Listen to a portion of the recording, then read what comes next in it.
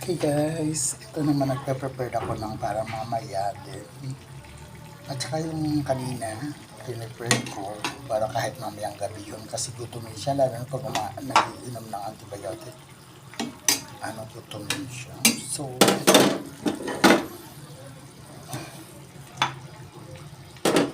nag-prepare ako na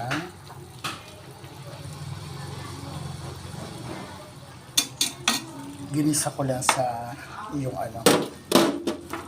tawag dyan sa yote, ginisa ko sa chicken. Okay, white sa breast part to yung breast chicken para para maiba naman pa ng isda eh. So nag-try ako nito.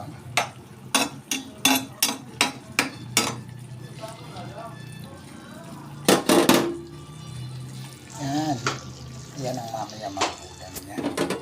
Iba naman siya ngayon. Kasi puro siya fish. Yan. Okay, thank you for watching. Once again, this is your Mom's Ko na nag-iiwan ng katagang love you all. Pakomment naman po yung lugar ninyo kung saan nakarating ang aking video. Ito pong pagkain nito ay para sa pasyente. Naglo-low carb siya, kaya ganyan. Okay. Thank you very much.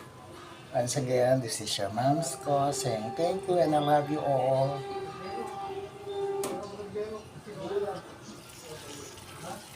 Malapit na to.